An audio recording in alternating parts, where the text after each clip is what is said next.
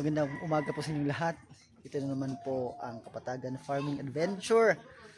At ngayong araw po na to, excited po akong i-share sa inyo kung ano po ang nangyari kanina lang. No? Binalita po sa akin anak na galing dito sa taas. Excited po siyang ibinalita na may itlog daw sa loob ng ating kulungan. No? Kulungan ng ating Black Australorp at saka Rhode Island Red, no?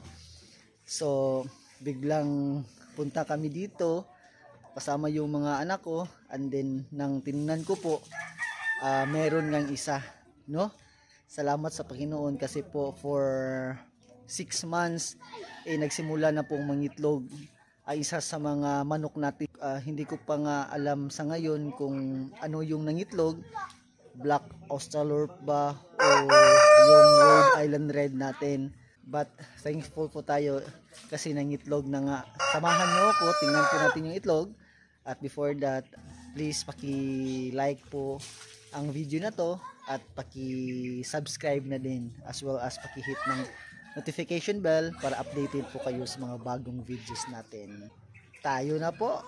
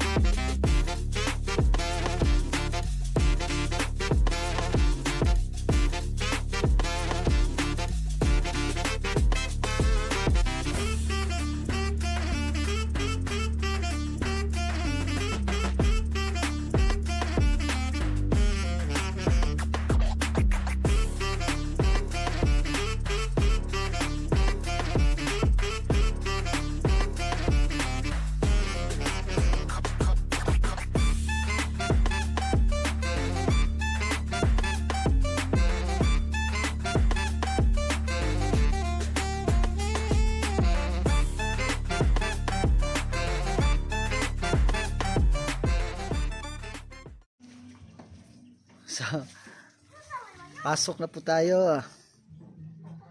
So, ito na nga po yung mga manok natin, Black Australorp at saka Rhode Island Red. Okay, ang lalaki na po nila.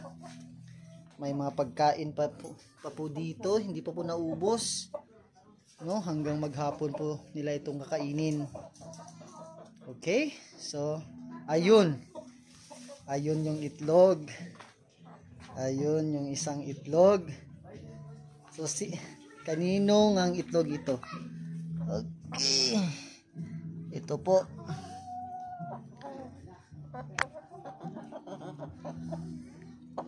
May itlog na nga po tayo dito. No, pero mas maliit po siya sa sa regular na brown egg, no?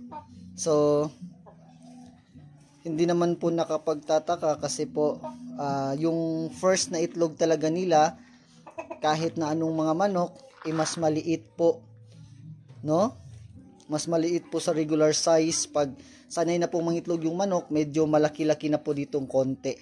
So, parang small size siya or medium, but yung regular size talaga niya is large. Pag ganitong itlog po yung pag ganitong manok po yung nangingitlog. So yung kulay niya is brown egg. Hindi naman po siya organic egg kasi po feeds po yung pinapakain natin dito, no? So effective talaga po yung pagpakain ng crack corn at saka pellets. Kasi po nakakatulong po itong mga pagkain na to para mag-produce ng maraming egg yung mga manok natin, no? So ito na nga po. So after 6 months po, after 6 months, ito na nga po, nang itlog na po yung isa sa mga manok na to. So baka bukas po madat na natin kung sinong nangitlog. Mamaya po naglalagay po tayo dito ng talagang nila, yung pangitlugan nila dito sa baba dito. Dito maglagay po tayo ng kahit na 4 lang muna kasi as of now meron po akong 1, 2, 3, 4, 5 inahin, 4 na Black Australorp, yan po, yan 4, at saka isang Rhode Island Red. So may 4 din po tayong ano dito, roaster, tatlong Black Australorp at isang Rhode Island Red. So plano ko kasi na ano na pasopan itong tatlong roaster na to ng tatlong babae para po complete po lahat nung ano natin, nung mga babaeng manok natin. Mas maraming babae, mas madami din pong itlog na maproproduce daily. Okay po. So ito na nga, after 6 months ng pag-aalaga ko sa ating mga heritage chickens, is ngayon po, ngayong araw po na to, may nangitlog na po na isa. Recap lang, kung hindi kayo nakapanood sa video natin last 6 months ago, nung bumili po tayo ng 2 weeks old na Black Australorp, ngayon po, ito na po silang lahat, malalaki na po, no? So ano po bang ginawa natin bago po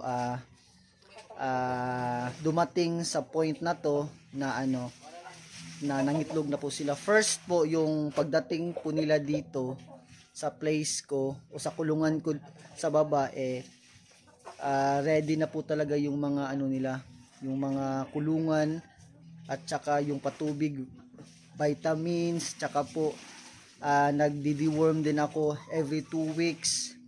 So ngayon po paglaki nila every month na lang, so yan po yung ginagawa natin. At saka po talaga pong malinis yung pagkainan nila, as you can see naman po sa mga videos natin. At saka yung tubig nila malinis din. At saka po malaking factor kasi yung kalinisan ng paligid sa paglaki ng mga manok, no? Ngayon lang po mga 4 months, mga 3 months pa po sila nakaapak ng lupa, no? After 3 months ko pa po sila pinaapak ng lupa para po malakas po yung immune nila. So at 4 months, from 2 months to 5 months, ang ginagawa ko po sa pagkain nila ay bale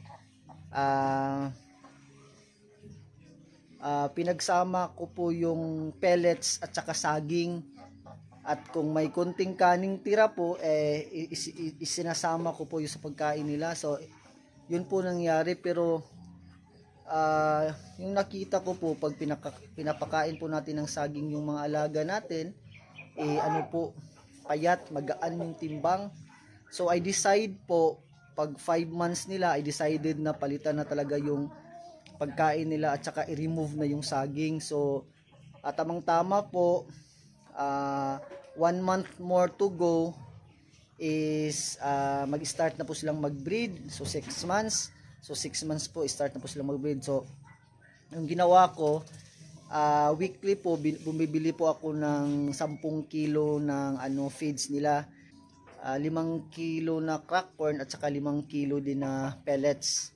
So yun lang po, pinaghalo-halo ko lang. Tas po, kung may sobrang maliit na kanin, inalalagay ko po, inahalo ko po sa pagkain nila. So wala na pong saging, lalo na po yung hinog, wala na po yun. Kasi po tingin ko masyadong acidic po, nakakapayat sa manok, no? So ngayon po, excited po tayo kasi may itlog na nga po dito. May mga itlog na po tayo dito. Ito na nga po.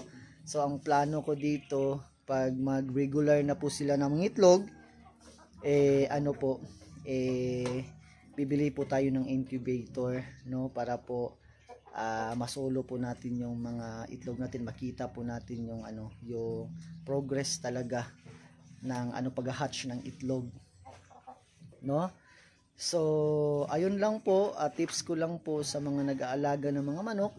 Habang sisiw pa sila, kailangan po puspusan po tayo na alagaan sila. Talagang maging hands-on po tayo, maging sa pagkain.